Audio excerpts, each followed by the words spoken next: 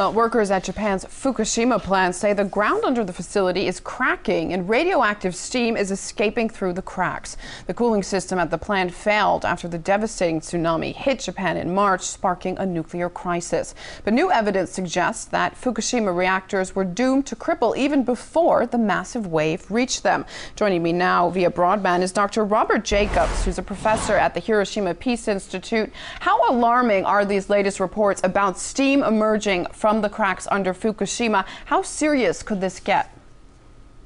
It's a very serious and alarming development because this started to happen specifically after two large earthquakes in the last few weeks. There was a 6.4 earthquake on the 31st of July and a 6.0 earthquake on August 12th.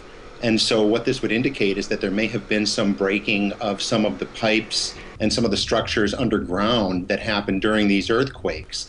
And there could be radioactive water that's venting into the soil.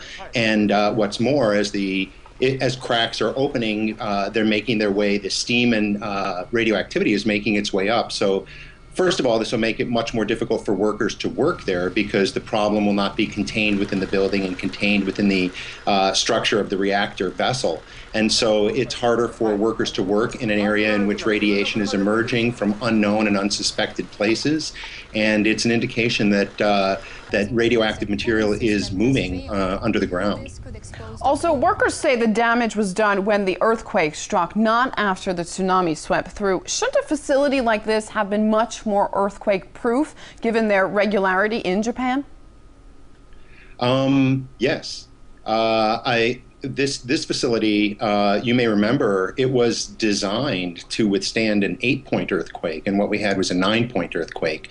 And so these facilities were designed with the best case scenario in mind, and clearly there's much higher earthquakes are possible.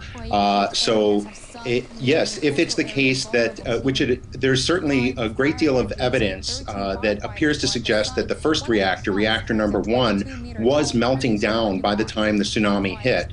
So if that's the case, that the reactor was melting down as a result of the earthquake and not as a result of the tsunami, a 9-point earthquake is something that has the potential to happen throughout Japan, and that would put the reliability and the design safety of all of these reactors in question. And just to refer back to that first point about the radioactive steam, there's continuing to be these aftershocks. So when you have a fragile structure that's already suffered a great deal of damage and you have continual aftershocks at the level of 6.0, there's been some even higher.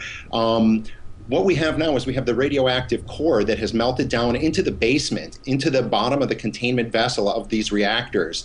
And if the radiation level is going down where it's being monitored inside the buildings, and if the water pressure is going down and the temperature is going down, it's not as though the radiation is just suddenly going away. It means that the radioactive material, the melted core, is simply moving further away from where it's being measured. And it may have, as a result of these aftershocks, be moving down out of the building itself. So that may be why we're seeing radioactive steam. And as you can see, earthquakes, even when they happen at a high level, they're not individual events. They're followed by a series of subsequent earthquakes. And so we're seeing now that these reactors were not safe for earthquakes, let alone for tsunamis.